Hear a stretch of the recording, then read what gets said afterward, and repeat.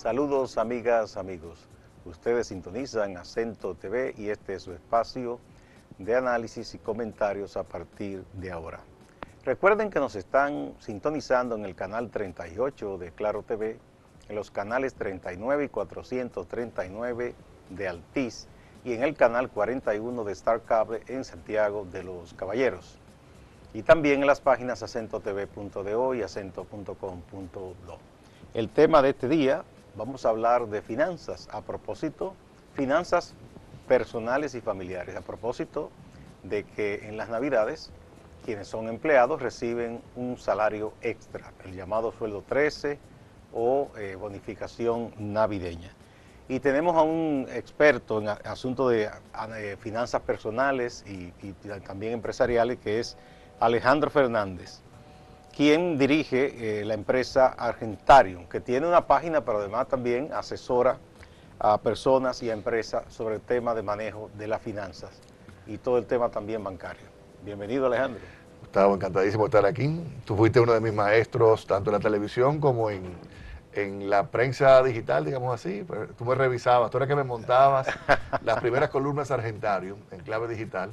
Tú eras que te asegurabas de montarlas y me las revisabas y me comentabas. Bueno, sí, hace un tiempito de eso. Hace 12 años. Pero Hace los resultados han sido buenos, entonces sí, me siento bien. Tuve buenos maestros. Bien, vayamos con tu permiso a una primera pausa antes de empezar esta conversación. Adelante.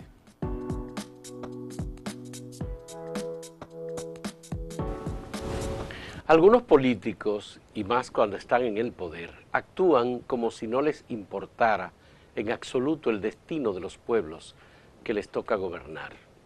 Y esto lo decimos esencialmente por lo que acaba de pasar y lo que está ocurriendo en Honduras, uno de los países de Centroamérica que ha tenido la oportunidad de salir de una gran crisis económica, migratoria y de una situación de pobreza por el continuismo que ha demostrado tener el presidente Juan Orlando Hernández, que asumió la reelección como un desafío, impuso la reelección en ese país que estaba prohibida mediante un cambio de la Constitución o mediante una sentencia del Tribunal Supremo, y ha ido a un proceso electoral en el que se preveía que, por supuesto, iba a haber muchas dificultades. Las irregularidades brotaron por todos lados, fueron denunciadas por los organismos internacionales de observación electoral, tanto los observadores de la Organización de Estados Americanos como de la Unión Europea, pusieron en evidencia las enormes dificultades que hubo en este proceso electoral y sobre todo el escrutinio de los votos y las dificultades que hubo. Prácticamente en todas las regiones, de acuerdo con los datos que se suministraron, habría ganado Salvador Nasralla, el candidato presidencial de la oposición, pero las triquiñuelas, las trabas y los engaños montados para este proceso electoral condujeron a ese país a una situación verdaderamente lastimosa. Honduras está en medio de una crisis. El pasado fin de semana murieron unas 15 personas. La gente está en la calle en protestas todos estos días. El Tribunal Supremo Electoral acaba de proclamar a Juan Orlando Hernández como presidente electo de Honduras, siendo por supuesto también el presidente en funciones. Esto independientemente de la tragedia que afecta a la familia del propio Juan Orlando Hernández, su hermana y otras 4 personas que lo acompañaban en un helicóptero que se cayó, fallecieron todas, incluyendo a su hermana, y el país sigue por supuesto rechazando la imposición del poder. Pero por eso decimos que cuando los políticos insisten en enamorarse y quedarse con el poder, uno sospecha que las intenciones no son ni democráticas ni buenas tampoco. Es decir, ningún prurito de salvación del país, de mejorar las condiciones de vida de la gente. Todo eso es un discurso hueco, un discurso mentiroso, un discurso de engaño, por supuesto, y parece ser que de ese modo es que actúan aquellos que se proclaman democráticos, pero que en realidad son enemigos de los procesos democráticos. Una contienda justa, un juego limpio, en el proceso electoral es lo que cualquier país decente y democrático demanda. Por eso, acaba de ocurrir también un proceso electoral en Chile, en segunda vuelta, y apenas 2 horas después del inicio del conteo de los votos, se proclamó al candidato ganador, Sebastián Piñera, y de inmediato el candidato perdedor, Alejandro Guillier, inmediatamente felicitó al ganador, dijo que se trató de un proceso electoral transparente, limpio, que el triunfo de su contendor fue un triunfo contundente y sólido, y no hay que hablar ni siquiera de engaños, de trampas o de cualquier otra irregularidad. En absoluto, se aceptó inmediatamente el resultado.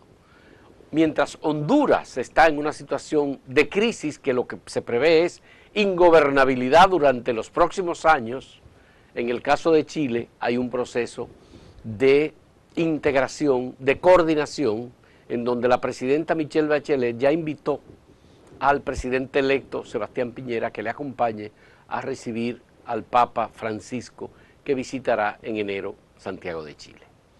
Obvio que esto tiene muchísimo que ver con la calidad de los políticos con los que contamos en América Latina. Políticos ambiciosos, políticos de juego sucio y políticos que quieren detentar el poder a costa de cualquier cosa, incluyendo el sacrificio de la democracia en un país. Así no puede ser. Por eso, el desprestigio tan alto que tienen los políticos en general en América Latina y también incluso en la República Dominicana.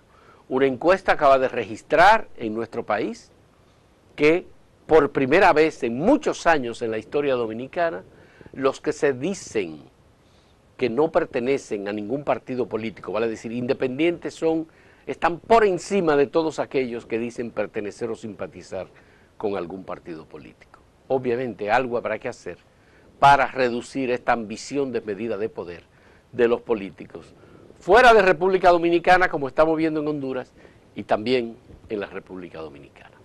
Muchas gracias por su atención. Siga con A Partir de Ahora y con Acento TV.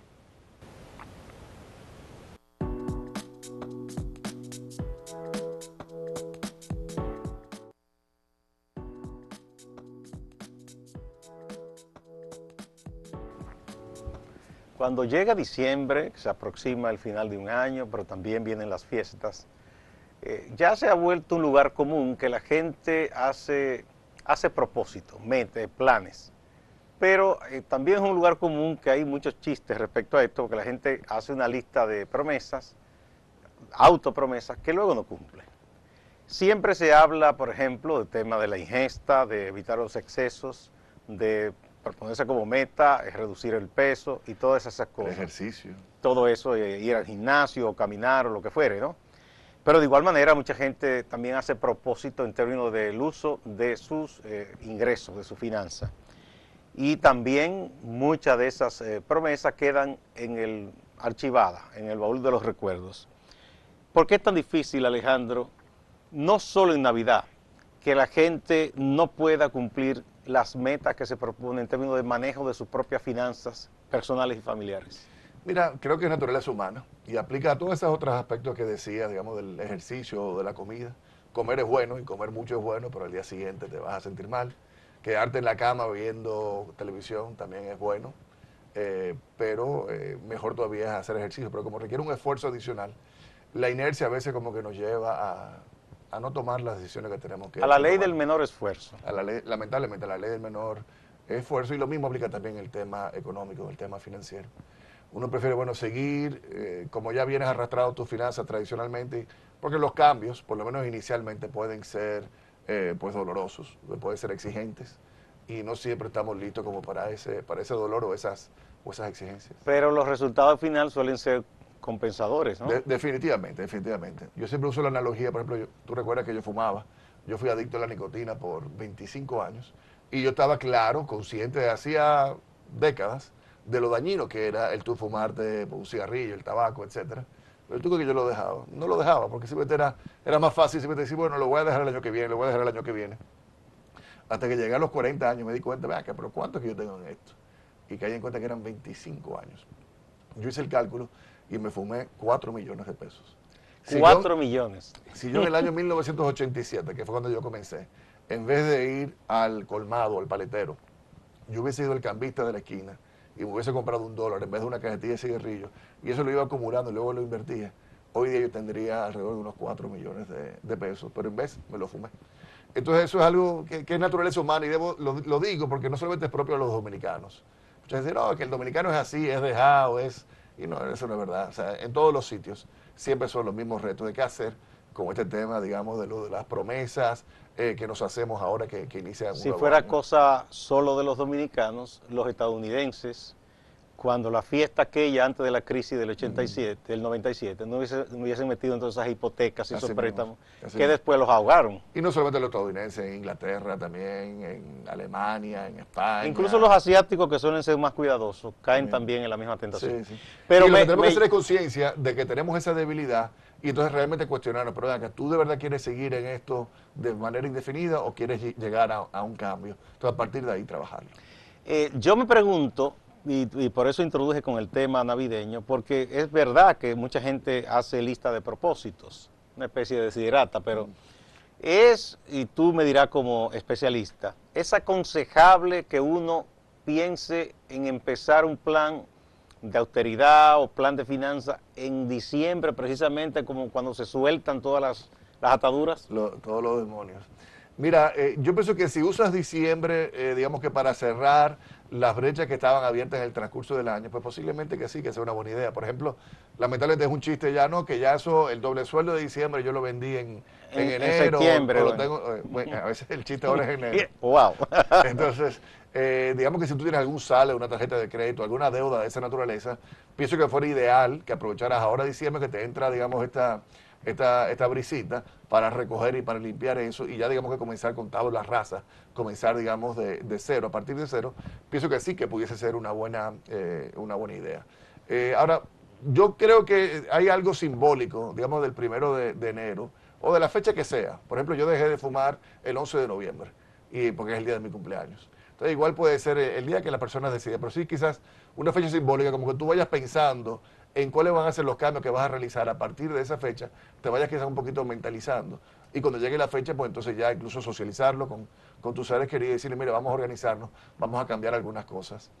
Creo que es importante lo de la lista, digamos, de objetivos, de metas, y sobre todo lo más importante que tú digas, ven acá, como te estás manejando ahora, digamos, en la administración de tus recursos, te estás acercando a esa meta o esa parte, digamos, más aspiracional que tú tienes en tu vida. Y lo más probable es que la respuesta sea que no. Entonces, quizás a partir de ahí tú digas, bueno, ¿qué es lo que yo puedo cambiar para poderme acercar a eso? Y creo que si algo yo quiero dejarle en la mente de los televidentes es el tema de los hábitos. De que hay hábitos malos, hay hábitos buenos. Lo ideal, más que tú proponerte así como que una meta muy rigurosa de lo que fuera, es simplemente, digamos, un hábito que no sea bueno en tus finanzas, soltarlo en banda, aunque sea uno solo. Porque a veces las metas son una lista muy larga y ambiciosa. Y algo que no es realista y al final te termina, al poco tiempo, no soy enero y ya te has caído. Entonces quizás uno solo. ¿Y qué puede ser ese uno solo? Por ejemplo, quizás manejarte con tarjeta de débito en vez de tarjeta de crédito. Porque la gente consume de manera diferente cuando es tarjeta de débito versus cuando es tarjeta de crédito. O quizás desconectarte de lo de las compras por internet. O por ejemplo decir, no, mira, en mi lugar de trabajo, yo creo que de manera automática, cuando me caiga la nómina, yo creo que se me deduzca un 5%, un 10% de mi monto de nómina y que se me ponga en esta cuenta de ahorro, que es con libreta, sin tarjeta de débito, y que yo tengo de forma mancomunada con una prima hermana que vive en Madrid y que viene al país una vez al año. Por ejemplo, es un medio broma, pero es como que, bueno, toma la decisión y luego asegúrate, digamos, de crear los mecanismos para que te quedes comprometida con ella. Vuelvo al tema mío de la nicotina. Yo me di cuenta, hice el ejercicio. Bueno, yo había intentado dejar de fumar en el pasado, había fracasado. Entonces yo fui y revisé por qué es que yo había fracasado en el pasado. Y eran dos cosas. Si me tomaba más de un trago, ya yo con el segundo trago me estaba prendiendo un cigarrillo. O si yo iba a la cosa más simpática, si yo iba a una boda, a un matrimonio, por alguna razón me daba estrés o ansiedad, y yo volvía y fumaba.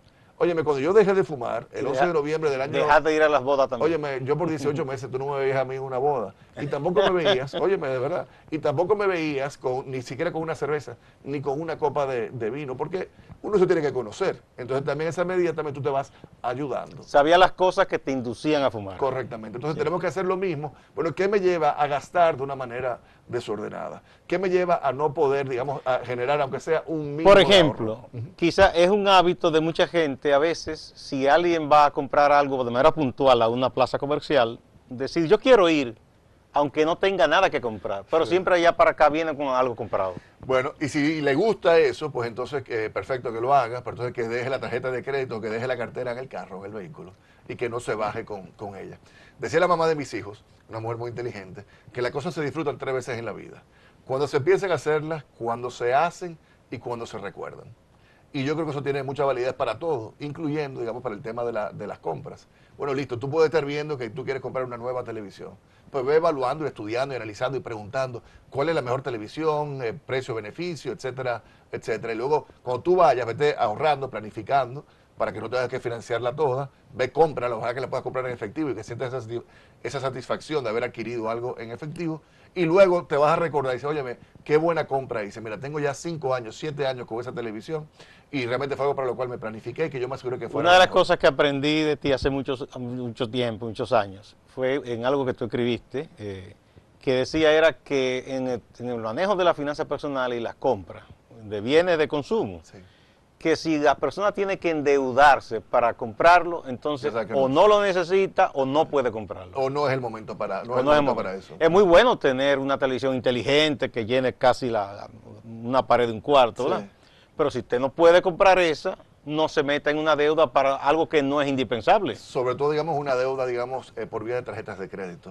Tú sabes que las tarjetas de crédito, aunque han bajado las tasas de interés, la tasa es de un 60%. Entonces, si La tú- gente no suele notarlo porque piensa mensual. Exacto, en el 5%, un pago Sí. mínimo, etcétera, pero en efecto es un 60%. Entonces, si tú compras una televisión, digamos, de 10,000 pesos, por decir un número sencillito, y tú decides simplemente hacer el pago mínimo, si lo haces por un año, esa televisión no te costó 10,000 pesos, te costó 16,000 pesos.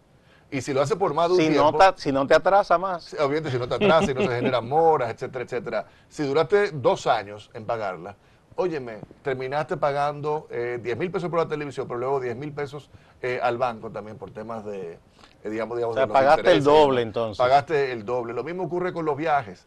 Gente que dice, no, que yo me voy a meter en un lío para irme a unas vacaciones.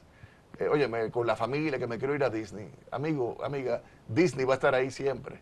Tú puedes aguantarte por un año, planificarte, ir sacando un pequeño ahorro todos los meses, por 12 meses o por 18 meses, luego irte a tu viaje, 5, 7 días, 10 días, lo que fuera, volver y tener esa tranquilidad de que, bueno, mira, me preparé para eso y lo fuiste disfrutando y fuiste investigando en el transcurso del tiempo. Ahora, ¿qué ocurre? Que tú puedes dar un tarjetazo, incluso hay préstamos para vacaciones, te das el viaje, te das el gustazo, 3, 4, 5 días, lo que fuera, vuelves y luego estás pagando eso por 3 años. El negocio de los bancos es prestar dinero. Sí, es correcto. Y por eso los bancos, de alguna manera, te condicionan si tú te descuidas, porque te llaman para ofrecerte tarjetas, te llaman para ofrecerte un Sí, préstamo preaprobado. Sí, sí. Y en términos de viaje también, las personas que venden vacaciones te llaman constantemente. Sí. Si ven que tú no estás en rojo, dicen, este es un buen cliente. Y por Y, eso- y el que piensa que es un dichoso porque le están llamando y se engancha, cae en la trampa. Y así mismo, Gustavo, y por eso es tan importante que nosotros definamos qué es lo que es importante para mí, cuáles son las prioridades, cuáles son las metas en mi vida. Y digamos, el contexto familiar, no solamente, digamos, tuya, digamos, en el caso nuestro como padre de familia, sino de nuestra pareja, de nuestro hogar. Y tú dices, bueno, eso realmente estaba dentro de nuestras metas de vida, eso realmente nos está acercando a eso. Entonces, uno hacer, digamos, que el discernimiento.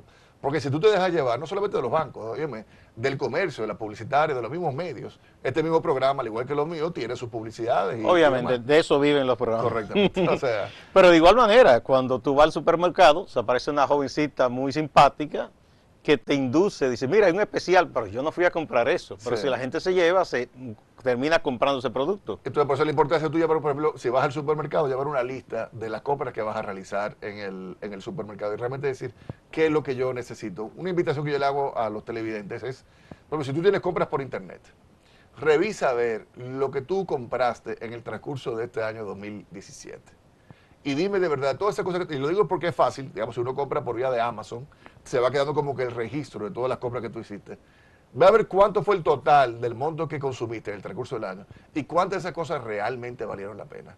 Y cuando vienes a ver es un monto importante, Gustavo. Entonces, son cosas que tenemos que decir. Lo vamos a repetir de nuevo en el 2018. Sí, bueno, la gente suele comprar por vía de internet, ahora que tú mencionas eso, buscando la ventaja comparativa, ¿no? Un precio, en muchos casos, de verdad muy inferior. Pero hay que ver si el pago del envío, si el impuesto, si qué tanto es lo que tú Es estás que ganando. lo que ocurre es, si es algo que tú realmente necesitas, yo te valoro el tema de lo del descuento que te permite el tú adquirir algo fuera. Pero muchas veces tú vas por algo que tú de verdad necesitabas, pero terminaste saliendo con otras tres cosas que no necesitabas para nada. Entonces, aunque esas hayan sido 50% más económico que la encuentras aquí, sigue siendo 50% más costoso para ti porque tú no las necesitabas y era algo que era irrelevante. Pero, de nuevo, esos sitios web, por ejemplo Amazon, por decir un nombre, y otros, son especialistas en asegurarte de que, bueno, si vas a comprar esto, también cómprate esto otro. O mira, ya han visto las conductas tuyas, los patrones tuyos, te dicen, mira, Te Gustavo, estudian. exactamente, probablemente a ti te va a interesar esto también. Y cuando vienes a ver, terminas haciendo compras innecesarias.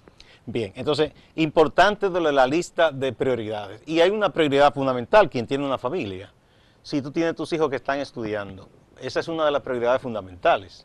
Entonces, aunque el muchacho te diga que le compre el iPhone que sé yo cuánto, o el Samsung que sé yo qué, tú entiendes si tiene que pagar la matrícula universitaria o comprar una computadora que es para sus estudios, es mucho más importante que tener el último teléfono inteligente. Sí. Y eso debe quedar claro. Y que los niños lo sepan. Esa es una discusión que yo he tenido, por ejemplo, con la mamá de mis hijos y que le hemos tenido, bueno, cuando le compramos algo, digamos, de ciertos valores que realmente entendemos que es lo que va en la línea de los estudios de los niños y algo que ellos también lo valoran. Definitivamente. Para enseñarle también a que no se dejen presionar del entorno, porque estamos en una sociedad de mercado y cada quien hace su labor, el publicista, el comerciante. Así Es legítimo, pero tú debes saber vivir con eso. Entonces muchas veces la gente dice, Alejandro, ¿qué tú opinas de llevar la educación financiera a las escuelas? Vamos a hablarle ahí para que aprendan a manejar la tarjeta de crédito desde que estén en séptimo, octavo y demás. Y realmente yo de hecho soy un poco crítico de eso ¿Por qué? porque no se ha demostrado que tiene tantísima efectividad. ¿Y por qué? Por la misma razón que digamos que la educación sexual probablemente no tiene tanta efectividad, digamos, en niños muy pequeños. Como es algo que todavía está muy distante, de ellos, o por lo menos lo estaba en mi época, ya las cosas han cambiado. Han cambiado mucho. Entonces, si no es algo que se está tan cercano, pues la gente tiende, digamos, a no, digamos, que retener el aprendizaje. Donde para mí es un excelente momento para tú educar financieramente a las personas, por ejemplo, en el lugar del trabajo.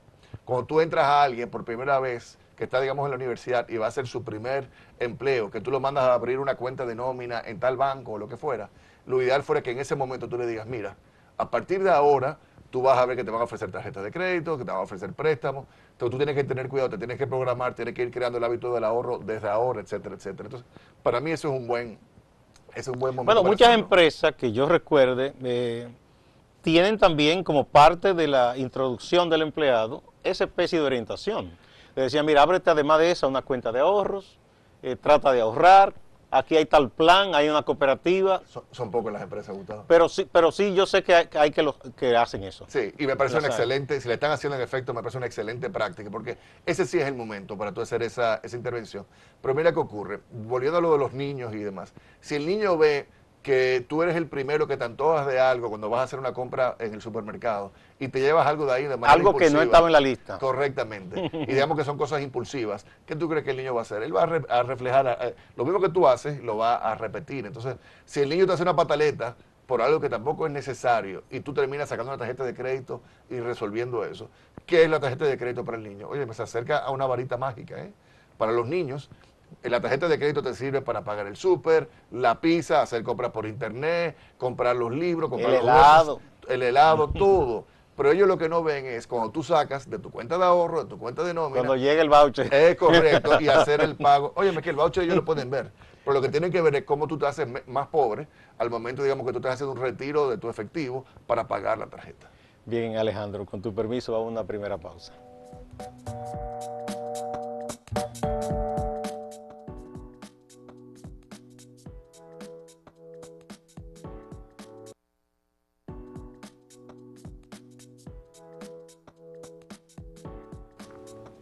Gracias por continuar en A Partir de Ahora. Estamos aprendiendo aquí sobre el manejo de las finanzas personales y familiares con Alejandro Fernández, director de Argentarium. Bueno, las metas, ¿verdad? Eso es importante.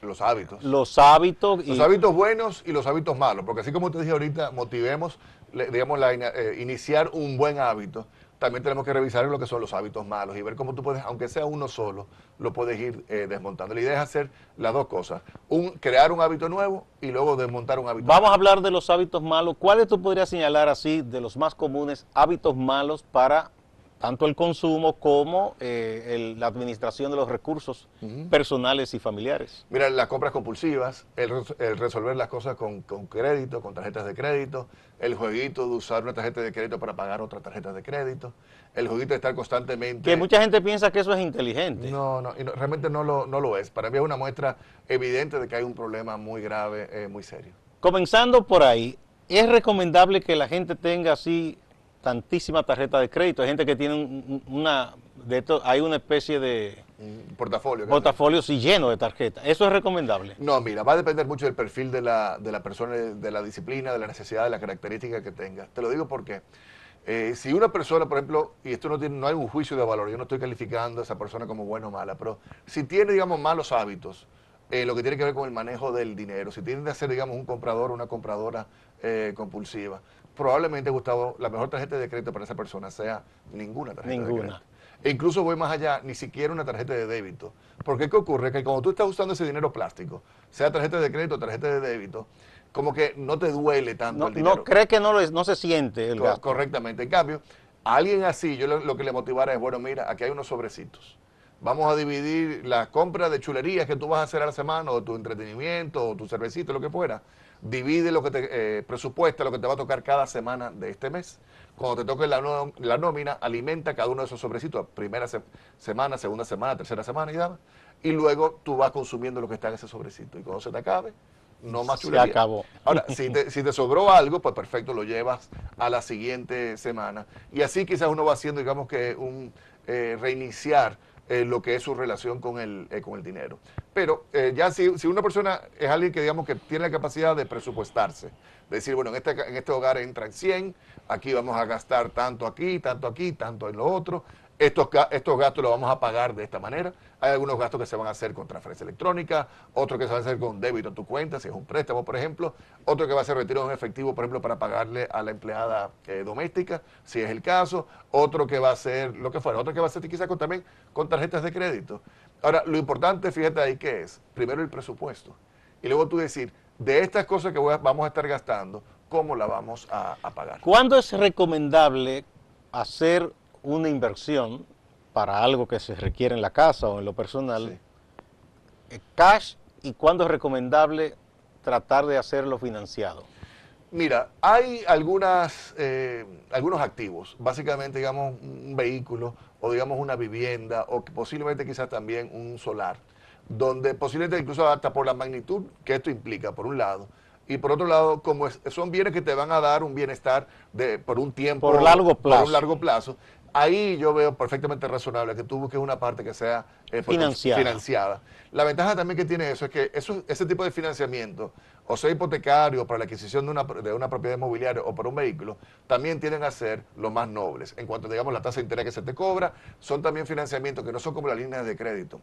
Una línea de crédito es algo donde tú tomas algo, te desembolsan algo y luego tú solamente pagas intereses, pero sigues debiendo la misma el capital. Correctamente. Lo que le pasa al país, haciendo una comparación. Correctamente. Entonces, en el caso ya, digamos, de este tipo de préstamos que son a cuota, tú sí vas haciendo mensualmente una parte principal y la otra parte, por supuesto, a intereses. Así que ahí yo creo que se pudiese entender eso. Ahora, si es algo totalmente, netamente discrecional, o sea, como, digamos, de una satisfacción inmediata que uno quiere dar o de algún... O un bien necesario, pero que no es totalmente indispensable. Por ejemplo, como aquí tenemos problemas con el servicio de electricidad, todo el mundo quiere tener o una pequeña planta o un inversor. Sí. Ahí, por ejemplo, ¿qué habría que Eso hacer? yo lo podría entender también como, porque fíjate que la pequeña planta o el inversor te va a resolver en un solo día, en una sola semana, ¿no? No, a Te va a largo resolver plazo. también a largo plazo. Y yo pudiese entender que tú financies una parte. Un financiamiento que no sea oneroso. Correctamente, obviamente nunca con una tarjeta de crédito, un crédito diferido, o mucho menos un prestamista. Aquí hay prestamistas que prestan, que financian al 1% diario, Gustavo. Son 360% anual. Bueno, eso se ve mucho, por ejemplo, en el comercio y en la agropecuaria. Sí. Sí. Mira, lamentablemente hay estudios del Banco Mundial que nos señalan a nosotros, a la República Dominicana, como el país número 1 cuya población más recurre al prestamista informal. El número 1 en más de 160 países. El Gustavo. informal es el usurero, para decirlo claro. Es usurero, Sí. prestamistas y demás. Ahora, ojo con algo, que yo he visto, por ejemplo, a veces ofertas de entidades financieras que te dicen, no, te financiamos el 100% de tu vehículo. Eso no es una buena idea. O sea, si tú no puedes lograr, aunque sea un inicial de 20% para un vehículo, entonces, No está preparado probablemente para estás adquiriendo un vehículo que está más allá de tus posibilidades en ese momento. Lo mismo aplica también para las viviendas. He visto personas, préstamos que te ofrecen, no, que te financiamos el 90% del valor de la vivienda.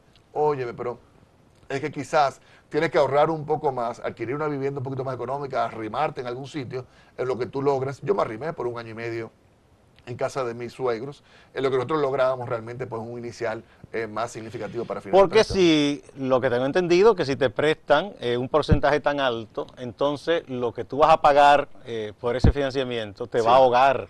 Es correcto, realmente es demasiado. Y francamente es como decir, óyeme, pero es que esa vivienda, la que tú vas a adquirir ahora, no tiene que ser la vivienda por el resto de tus vidas. No sé en el caso tuyo, pero yo me he mudado ya en 2 ocasiones y probablemente me volveré a mudar en algún momento. La gente mi siempre vida. piensa, bueno, es momento de cambiar, Correcto. sea que tenga una vivienda muy amplia y luego se vaya quedando la pareja sola. Correcto. Necesitan una más pequeña o que quieran ampliarla o qué sé yo, o vivir en un lugar más tranquilo. Man. Ahora, yo sí quiero, y no quiero dejar de tocar este tema. Para mí, la mejor inversión que cualquiera de nosotros podemos hacer, cualquiera, tiene que ver con el famoso clavito. Algo que estoy seguro que tu mamá o tu abuela lo tenía. Nunca he morido. En el caso de mi hogar, a veces se quedaba mi abuela materna con nosotros. Y ella era famosa porque se ponía aquí en el pecho, en medio del pecho, era una carterita. Monedero. Un monedero bien pequeño. Y de repente hacía falta algo. Y qué sé yo, que había que buscar algo en el supermercado, el colmado. Pero Y que la no había abuela dinero tenía en la casa. clavito ahí. Oye, mi abuela te sacaba una papeleta que en esa época de 10 pesos o de 20 pesos y eso era Un dinero. un dineral y con eso se resolvía todo lo necesario. Yo pienso también que como que los dominicanos hemos olvidado el valor de esos clavitos, de esa liquidez y muy afanados, ¿verdad? Tenemos vehículos muy bonitos, o tenemos viviendas muy bonitas, o tenemos educación también muy bonita, pero al final no tienes ese clavito que te pueda respaldar a ti en caso de que haya algún Ese tipo de- clavito debe ser que esté a la vista ahí, que esté en la casa, ¿verdad? Es correcto. El clavito debe ser... ¿Qué es lo ideal para tener ese clavito y no ceder a la tentación porque se sabe que está ahí y no gastarlo? Mira, y evidentemente que se trata para emergencias, ¿verdad que sí? No simplemente para gastos discrecionales o lo que fuera. Mira, ahí va a depender del perfil de cada quien, pero una posibilidad puede ser la siguiente. Si tú te llamas una persona empleado con cierta estabilidad laboral, tú puedes decir, bueno, idealmente que tú tengas un clavito equivalente a 3 meses de los gastos fijos del hogar. Entonces, digamos que en tu casa se gane 50 y los gastos fijos sean 30, que tú tengas un clavito equivalente a 90,000 pesos. Ahora, 30,000 pesos tú lo podrías tener, por ejemplo, en una cuenta de ahorro, ciertamente líquido disponible, porque el clavito está ahí para que si surge algo, tú no se te ocurra resolver con la tarjeta de crédito o con el prestamito, lo que fuera, sino que tú mismo te prestes. ¿te das cuenta? Exactamente. Ahora, y luego el compromiso es reponerlo. Correctamente. Entonces, los otros 30 días, o sea, los otros 30,000 pesos, quizás tú le puedes poner un depósito a plazo fijo a 30 días. Y los otros 30,000 pesos, recordemos que son 3 meses de 30,000 pesos, quizás un plazo fijo a 2 meses o a 3 meses. Suficientemente, digamos, que te esté generando algo de rendimiento, pero también ese rendimiento tú lo puedes ir alimentando a la cuenta de ahorro, cuyo nombre es el clavito, el fondo de emergencia, y solamente está para esos fines. Yo creo que si uno tuviese en algún momento una pretensión de tener una vivienda propia, un vehículo propio, lo que fuera, lo primero que tú tienes que lograr, incluso antes del inicial para ese tipo de préstamos, es lograr ese clavito. Y antes lo teníamos, antes nuestras familias dependían mucho de ese clavito. Sí, bueno, las madres tienen ese previsoras, arte de la previsión y además de la austeridad también. Quizá hemos perdido un poco eso de la austeridad y somos muy dados al gasto innecesario. Es así, aunque también estamos hablando como viejos ya, ¿verdad? No como viejos, sino es que sabemos que nuestra sociedad ha crecido. Mira, En términos económicos en todo, y hay más oferta, más demanda, más cosas, ¿no? yo siempre hago esta anécdota de mis padres, que es de dos familias de clase media de Santiago, pero mi papá tuvo la oportunidad de estudiar en Canadá en los años 50 y vino aquí, se buscó a mi mamá y se la llevó para Montreal. Y el cuento es que cuando yo recibía a muchas personas, no habían tantas sillas plásticas como hay ahora, además, en aquella época, y que se llegaron a usar, digamos, guías de teléfono, esas grandes, gordas que había, y se ponían una arriba de la otra, y la persona se sentaba donde se iban a sentar, hasta en guías de teléfonos. Y mi papá, menos de 20 años después de eso, digamos que llegó a ser gobernador del Banco Central y logró un cierto nivel, digamos, de éxito económico, profesional o lo que fuera. A él no le hizo más o menos persona el haber recibido a personas a su hogar con mi mamá y sentarlas en guías de teléfono, porque en ese momento lo que había era eso. Pero hoy día, ¿cuál fuera la dinámica en cuanto a eso? Probablemente que no te invitan a la casa hasta que no tengan, digamos, ya todo amueblada, y probablemente los muebles no son de la persona de la casa, sino que lo están debiendo, lo están financiando, lo que fuera, pero sí hay mucho, digamos, afán de querer, digamos, qué sé yo, complacer al otro, cuando realmente todavía no es algo que corresponda. Bien, bueno, hablamos entonces de los buenos hábitos, los malos hábitos que hay que corregir. También hay otro aspecto que sería interesante que hablemos un poco de eso. Tú decías que, bueno, a los 7 años no es una buena edad, y hablando de la educación financiera, mirando hacia la escuela, pero ¿y en la casa? ¿Cuándo empezar para que el niño o la niña entienda que ese dinero con el cual disfruta un helado muy sabroso costó un sacrificio a su papá y a su mamá? Sí. Hacerle conciencia de lo que cuestan las cosas. No, desde los 5, de los 7 años, o sea, sin duda alguna, a nivel del hogar sobre todo, porque ahí es que ellos van a estar viendo lo que es la gestión de los recursos del hogar. Y yo tuve conversaciones serias con mis hijos, incluyendo una donde yo entendía, bueno, papi, está bien, entendemos que no se puede hacer tal cosa, pero lo otro, resuélvelo con la tarjeta de crédito. Y ellos me di cuenta, es que ellos no se estaban dando cuenta que la tarjeta de crédito había que pagarla. Entonces, pero además, muy inteligente, te están buscando yo mismo el no, bajadero. sí, así me fue. Ok, papi, yo entiendo, pero usa la tarjeta de crédito y resuélvelo. A los 7 años. Mi hijo mayor me planteó digamos, algo así. Y ahí sí, definitivamente hay que hablarlo y conversarlo con ellos. Pero sobre todo también como que vernos a nosotros mismos. Entonces, ese tema, digamos, de que si tú eres compulsivo, lamentablemente, probablemente también le estás proyectando eso a tus hijos, y posiblemente luego ellos van y lo repiten. Entonces, un poquito también como que el respeto al dinero, a las deudas, la importancia, digamos, del ahorro, irlo motivando, ¿verdad? Que de ese semanal que él recibe, por ejemplo, en el caso nuestro, que yo hice, y bueno, vamos a ver, ¿cuánto ustedes necesitan para las meriendas en el colegio? Dice, bueno, digamos que sean 400 pesos. Pues listo, mira, yo le voy a dar a ustedes 500 pesos. Ok, pero de esos 500 pesos, yo creo que ustedes saquen 100 para fines de ahorrar esos 100 pesos. Y ya ellos van de manera automática, ok, dinero que me entra, una parte que yo voy a sacar para lograr algún nivel de ahorro, y ya luego lo otro lo gasto, digamos que abiertamente para el propósito que se había puesto. Ahora, yo le entrego literalmente un sobrecito a mis hijos para que ellos hagan eso. Y si se acabó ese sobrecito, no more dinero, o sea, no hay más dinero. Y si por alguna razón me dicen, no, papi, que sí estoy necesitando, viene la conversación, pero entonces, ¿en qué lo gastaste?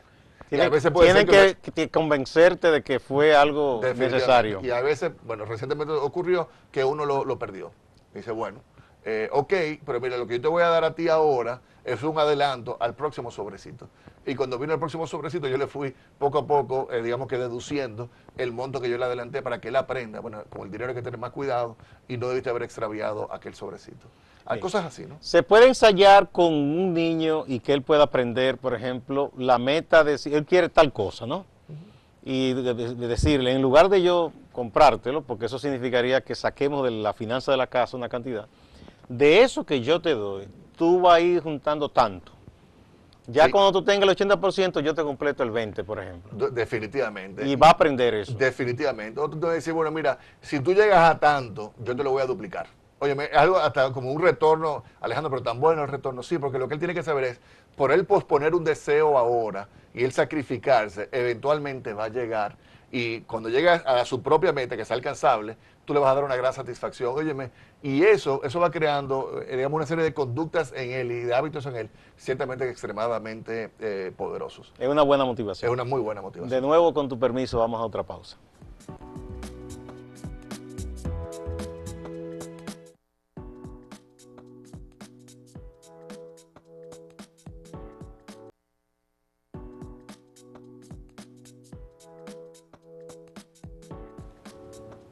Muchas gracias por permanecer en A Partir de Ahora. Estábamos conversando con Alejandro Fernández de Argentarium sobre el manejo de las finanzas personales, familiares.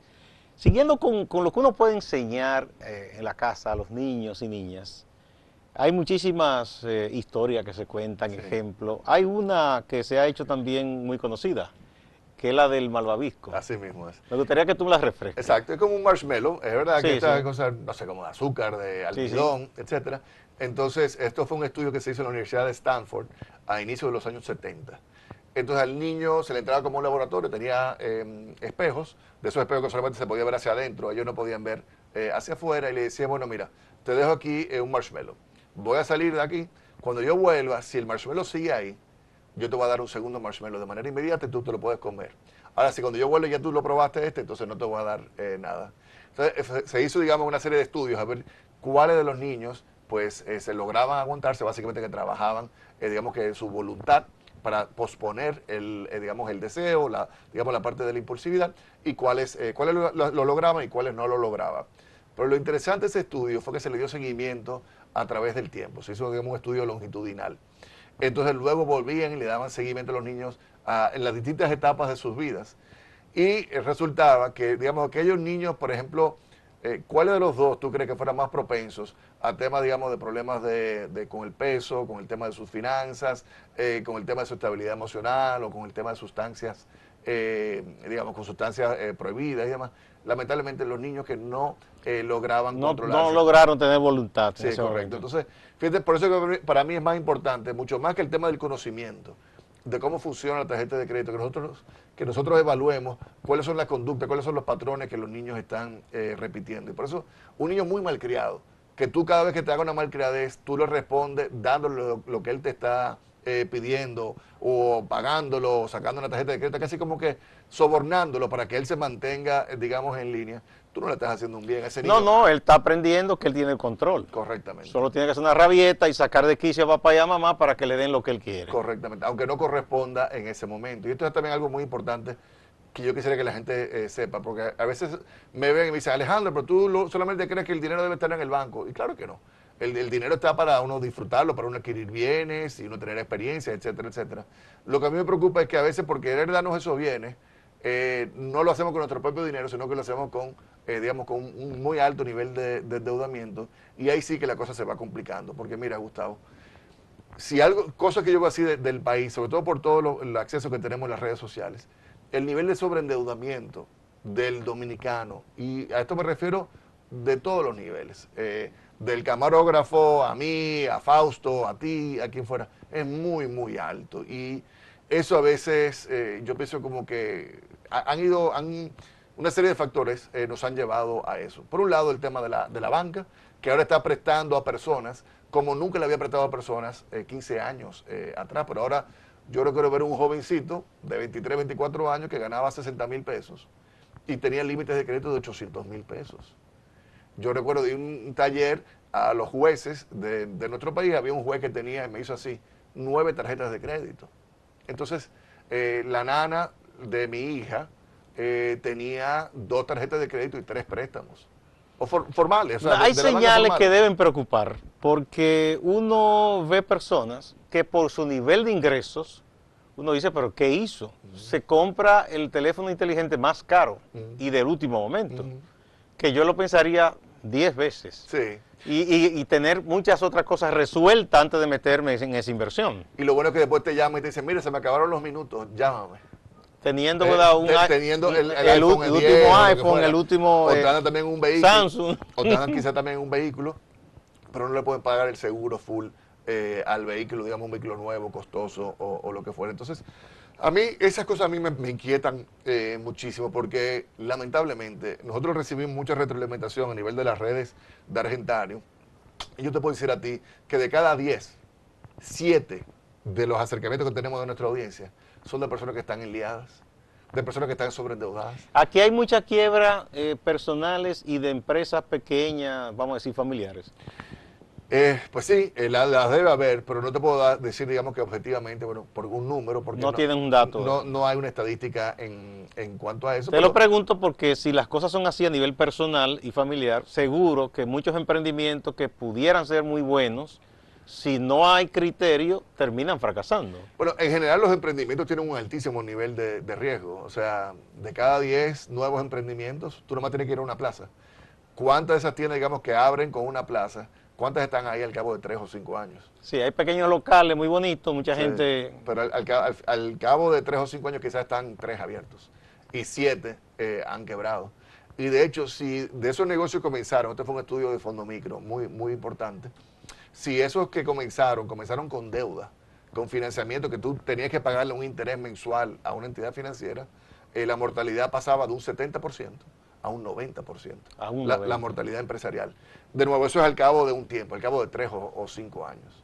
Así que hay que tener mucho ¿Qué es lo más importante si una persona, una familia, piensa emprender un pequeño negocio? Los factores fundamentales para no irse rápidamente a pique. Ya. Mira, lo primero es tener un clavito para decir, bueno, en lo que el negocio comienza a generar algún dinerito, ¿con cuánto contamos nosotros en el hogar? Entonces, digamos que antes tú te ibas a manejar con un fondo de emergencia de 3 meses, posiblemente ahora te vas a manejar con un fondo de emergencia de 6 meses. Porque el negocio posiblemente no te va a generar suficiente, o quizás te genere ingresos, pero no lo logras cobrar, porque hay una parte del dinero que está en la calle. Si te sigo, eso es para no ahogar el negocio rápidamente. Se supone que el negocio debe comenzar a acumular, que respire, correctamente, y no cargarle toda la cosa. Correctamente. Así que ese sería un muy buen paso. Lo segundo también es como que uno meterse en lo que uno sabe. Entonces, por ejemplo, nosotros en Argentaria hemos logrado cierto éxito, pero ¿por qué? Porque trabajamos, digamos, temas de comunicación, temas de capacitación y temas de consultoría, pero todo en el ámbito financiero, que son cosas que nosotros realmente que nos apasiona y que dominamos y demás. Pero a mí no me luciera yo, por ejemplo, pretender, digamos, montarle la competencia a Acento como un periódico de noticias generales, así por así, probablemente que fracasaría. Porque ese no es mi, digamos que mi competencia o mi experticio. O si te dicen, mira, yo voy a montar una fábrica de vehículos, ¿qué tú me dices? Tú dices, no, yo no, eso no. No, es que como que, oye, yo creo que hay mucho de verdad, aquello de zapatero a tu zapato. A tu zapato, definitivamente. Sí. Bueno, entonces, tener ese fondo, focalizarse en las cosas que uno sabe. Respetar la deuda. La deuda no debe ser para iniciar el negocio. La deuda debe ser importante, repíteme eso. Sí, no debe ser para comenzar el negocio. Para comenzar el negocio. La deuda con terceros. Ahora, óyeme, si es un aporte que te puede hacer un primo, un hermano o un tío, digamos, de dinero paciente, yo se lo puedo entender. Es decir, que cuando el negocio marche, entonces yo le voy a comienzo a pagar. Correctamente. Y le va a dar una compensación, no un interés fijo que te coma. Correctamente. Ese tipo de dinero sí puede ser. Pero ya, digamos, gente que me dice, Alejandro, que yo tengo esta idea de este negocio, ¿qué banco me presta para eso? Óyeme, ningún banco te va a prestar para eso. ¿Y sabes qué? Qué bueno que es así, porque es que te estoy hablando de una mortalidad de un 70%. Entonces, un nuevo negocio, primero tú tienes que lograr un cierto nivel, digamos, de estabilidad, de tú demostrar, yo tengo clientes, esos clientes me están pagando, míralos aquí, ahora yo quiero dar el siguiente paso, yo quiero crecer, yo quiero expandirme, y a partir de ahí, yo sí entiendo. El crédito debe ser entonces para crecer, impulso, para expandirse, para buscar pero no se debe nacer endeudado. Totalmente. Interesante. Totalmente. Y en cuanto, por ejemplo, a la cantidad de empleados y esas cosas... No, ir creciendo con el negocio. Por ejemplo, Argentario nació en el segundo piso de mi casa. Y ya luego... Ahí ya no pagaba local, primero. Por ejemplo, no pagaba... Porque esa es una de las cosas más onerosas que hay, buscar su local caro. Local y electricidad y todo el tema ya de la seguridad social que viene con la empleomanía, etcétera, etcétera. Y ya luego ir creciendo, poco a poco, en la medida que va creciendo el negocio. Entonces, también comenzar, oye, tiene mucho de bonito. Comenzar como que de pequeño y ya luego tú irlo... poco a poco irlo creciendo, porque lo más importante no es que tú subas rápido, sino que tú te logres mantener por mucho tiempo. Que tenga buen sostén. Esa es mi opinión. Eso es importante. Bueno, yo creo que en ese aspecto de los negocios... Mira, hay un libro, nosotros escribimos una serie de 3 artículos que están ya en un librito que está en nuestra página, en argentarium.com, y se llama así, A Ti Pequeño Empresario. Y ahí lo que hicimos fue, yo reuní a 12 banqueros de ADEMI, del Banco ADEMI, ¿verdad? Que trabaja mucho con la microempresa, Con las micro y pequeñas, sí. Y entonces yo le hice, oye, nos sentamos como una tarde entera, duramos como 5 horas, y yo le hice una batería de preguntas para ver cuál era la experiencia que ellos tenían viendo, cuáles negocios habían sido exitosos y cuáles no, qué características tenían y todo lo demás. Porque imagínate, cada uno de esos banqueros, ahí habían, qué sé yo, como 200 y pico de años de experiencia. Entre toda esa gente sentada en esa mesa habían visto cientos, miles de casos. Y entonces luego traté de, digamos que, de sintetizar el aprendizaje, la sabiduría de ellos en ese librito. Así que lo pueden buscar en argentario.com. Argentario.com. Se portal. descarga gratis ahí. Es gratuito. Bien. Bueno, además de entonces Argentarium, de las consultas ya privadas que tú haces y mantener la página, ¿qué otras cosas son las actividades que... Tú sabes que yo no doy consultas privadas, individuales. ¿Individuales no? No. Estoy en algunas instituciones financieras, soy consejero, soy, digamos que asesor de los consejos de directores o de la administración, pero ya individuales no la doy, Gustavo, porque imagínate tú, este tiempo que estoy contigo, aunque no sea algo con fines de lucro, ¿a cuántas personas le estamos llegando? Sí, tú la das en general y veo que Correcto. tu cuenta de Twitter está muy, Y también muy dinámico y la gente te hace preguntas Claro. y te responde por ahí. ¿Es un Correcto. servicio, vamos a decir, social? Sí, social, pero al mismo tiempo que cuenta con muy buen apoyo de parte de nuestros patrocinadores. Y así que también es algo que hacemos también porque contamos con ese apoyo. Tenemos también una nueva herramienta que se llama rexifinanzas.com. Ya tiene un año, pero es básicamente una herramienta que te ayuda. Digamos que tú tienes ahora el doble sueldo, que tú tienes un dinerito y tú quieres, bueno, pero ¿cuál es la mejor entidad financiera para yo colocarlo en pesos o en dólares o lo que fuera? Él te va a salir, digamos, colocarlo a depósito a plazo fijo. Te va a salir cuáles son las mejores alternativas que hay en el mercado. Si estás buscando una tarjeta de crédito para viajar, ¿cuál es la mejor tarjeta de crédito para viajar o para lo que sea? Un préstamo de vehículo o un préstamo para consolidar tus deudas. Todo eso ya te va, Rexi, la herramienta, te va haciendo una serie de preguntas y conforme como tú le respondas, te va a hacer una recomendación. Eso es automático, tú tienes todos los insumos ahí que tú siempre los buscas. Las entidades financieras están todas conectadas, tenemos 40 entidades financieras. Entonces eso es lo más objetivo posible. Tratamos de ser completamente no objetivos. es una opinión caprichosa ni nada. No. Porque precisamente tenemos toda la información de las instituciones financieras, pero al mismo tiempo, para yo hacerte una recomendación a ti. Por ejemplo, si tú me dices a mí, Alejandro, quiero invertir. Yo te voy a preguntar, bueno, a ver, Gustavo, ¿pero qué quieres invertir? ¿En pesos o en dólares?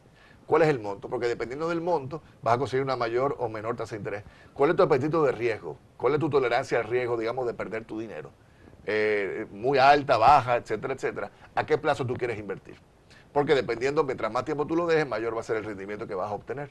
Entonces, tú me respondes esas 5 preguntas y luego nosotros lo vamos a machear de manera objetiva. Nosotros no nos involucramos en la decisión con lo que es la propuesta que hay ahora mismo de esas 40 entidades financieras. Ustedes presentan los posibles escenarios. Sí, y de hecho... Y cada quien decide qué le conviene más. Claro, entonces no te decimos esta es la opción, sino que como si fuera en Google, cuando tú revisas en Google que te da una página de resultados, te presentamos ahí 10, 20 resultados, tú también lo puedes comparar, ponerlo uno al lado del otro para tú comparar, y si te decides, bueno, listo, me interesa este producto financiero, hay un botón que te permite entonces ya hacer la solicitud desde nuestra propia plataforma. Hablando, tú mencionaste lo de las divisas, ¿no? Y del peso. Sí. En estos momentos, ¿qué es más conveniente para ahorrar? ¿Ahorrar en pesos, la moneda dominicana, o tratar de buscar euros o dólares? Mira, siempre he dicho que no es una buena idea poner todos tus huevos en una sola canasta. Y con eso lo que te quiero decir es que siempre es un buen momento para tú tener una parte de tus ahorros en pesos y otra parte en una moneda dura, sean dólares o euros. Generalmente yo digo, bueno, si tú tienes familia en Nueva York o en Miami, pues probablemente te hará sentido ir teniendo, digamos, una parte en dólares. Pero si tú tienes, digamos, una vocación, un horizonte hacia España o hacia Italia o lo que fuera, pues probablemente de repente te hace sentido tener una visión hacia el euro, ¿no? Una reserva en euros. Una reserva en euro o simplemente en moneda dura y no tener todos los huevos o, digamos, todos tus ahorros solamente en pesos dominicanos. El Bitcoin, una realidad. Mira, es una Eso realidad, es algo fascinante. ¿Es el cuerdo de la fortuna o un gran riesgo? Para mí es algo extremadamente riesgoso, con eso no estoy diciendo que es una estafa, porque tampoco se trata de eso. Lo único es que cuando la gente ve que algo aumentó en valor en un año, 1000%, automáticamente no, eso es algo propio, digamos, del ser humano. Entendemos que va a aumentar en valor también 1000% en el siguiente año. Y no va a ser así, yo lo dudo mucho, y también es cierto de que así como sube mucho, así también se puede desplomar. se puede desplomar. Entonces quiero que si la gente lo va a hacer, para mí más que una inversión, es algo netamente especulativo. El Bitcoin, digamos que es como el oro, donde básicamente no te produce nada. El oro, tú puedes tener algo de oro, invertir en lingotes o adquirir acciones vinculadas al oro, pero no es como que te está generando un dividendo, un rendimiento. Eso va a depender de cómo anden los mercados. La oferta y la demanda. Sí. Y en este caso, de cómo anda el interés por el Bitcoin. Y obviamente que se está propagando. Yo me doy cuenta, fíjate como tú me haces esa pregunta, pero en el programa de radio nuestro no pasa, abrimos los micrófonos y Pero además del Bitcoin, parece que esa especie de sustituto de la moneda, ¿verdad? Es virtual, se está propagando. Ya incluso, aunque parezca medio locura, porque todo lo que dice Maduro parece medio locura. Nicolás Maduro ha dicho que están creando algo similar para proteger Bolívar. Ese señor me preocupa. Mira, ya eso debería ser suficiente materia para preocuparte. Si No, Maduro pero no es como copiando el Bitcoin, pero es propio. Si Maduro está recomendando algo. Seguro que algún otro país de esas economías fuertes saldrán con algo parecido. Pero... Vamos a verlo, pero mientras tanto es algo muy interesante, tiene un elemento tecnológico que también es muy interesante. No sé qué tantísimas personas entienden en lo que están invirtiendo. Y eso es parte de lo que a mí me preocupa, de que la gente... Y se ponen de una forma muy apasionada con esto. Bueno, lo que pasa es que alguna gente medio como se aventuró y le fue bien. Sí. Gente que invirtió no sé cuánto y ha ganado una millonada. Entonces... Y entonces tú, de nuevo, por naturaleza humana, bueno, si a Gustavo le fue bien haciendo eso, entonces yo también quiero que a mí me vaya bien haciendo lo mismo que Gustavo hizo. Porque si él lo pudo hacer, ¿por qué yo no lo voy a poder Son hacer? como los esquemas de estos Ponzi, que los primeros que se meten le va bien. Correctamente. Pero después los que siguen detrás quedan enganchados. Así es. Entonces es algo que simplemente para mí... No quiero, digamos, ir al extremo y decirle, miren, no se metan con eso. Yo digo, yo no lo haría. Aún me he equivocado tremendamente. Yo escribí un artículo en mayo, el Bitcoin estaba como a $1,700. Y yo creo que ya esta semana casi que va a llegar a los $20,000. Sí, está rondando por ahí 18,000 y tanto. Me dejé de ganar, digamos, 10 veces lo que yo hubiese podido invertir en aquel momento. Pero de nuevo, ¿quién lo iba a pensar? Y la misma persona que se metieron en eso. Es como una adivinanza, ¿no? Sí, es correcto. Entonces, por eso, si hay algo que tú no entiendes, en general, eso es un paradigma en la finanza. Si tú no entiendes algo, entonces no inviertas en ese tema, por más bonito que parezca, porque si no lo entiendes... Escuché a un empresario que ha sido muy exitoso, a don Pepín Corripio, una vez que él decía que si a él le explicaban un negocio 3 veces y no lo lograba entender, por bonito que pareciera, no incursionaba en ese negocio. Dudo mucho que don Pepín se meta en Bitcoin. No, porque claro, que va a lo seguro, eso es una aventura. Sí, sí.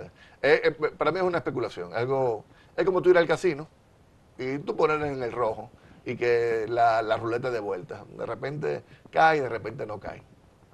Bueno, entonces... en cuanto a los ahorros, me dice que es importante una parte diversa, ¿no? Y hay un aspecto que no hemos tratado, que tiene que ver con el mercado de valores de nuestro país. Y esa sí también es otra recomendación que yo le hago a la audiencia, de que se acerquen a un puesto de bolsa, de que se acerquen a lo que se llama una administradora de fondos de inversión, una AFI, a los 2 sitios, y óyeme, con 10,000 pesos, tú puedes hacer una primera inversión en un título del Banco Central o en un fondo de inversión de alto rendimiento. Y yo estoy seguro, número uno, que no vas a perder tu dinero, que vas a sacar un rendimiento mayor que si lo hubiese llevado al banco o a la asociación de préstamos, lo que fuera. Y número 3, que es quizás lo más importante, que vas a aprender y que vas a ver cómo es que funciona eso y vas a tener todo tu papel, todos tus documentos en orden. Y se obtienen ganancias mucho más elevadas que en el ahorro a la vista. Correctamente. Sí. Entonces ahí vas aprendiendo eso y ya luego en una siguiente oportunidad decides hacer una inversión mayor, en otro tipo de título, una inversión a más largo plazo, etcétera, pero ya conoces cómo funciona. Pero deben informarse bien para que no se aventuren con cualquier vivo que diga que tiene un puesto de bolsa o que tiene una... ¿Cómo que se llama la otra? La administradora de fondos de inversión. Una administradora de fondos y que no sea verdad. Es correcto. Bien, muchísimas gracias, Alejandro. Siempre es un gran placer, un gran honor hablar contigo y aprendemos muchísimos. Y yo estoy seguro que los amigos televidentes han aprendido mucho también de tus orientaciones. Amigas, amigos, no se vayan, que hay más en Acento TV.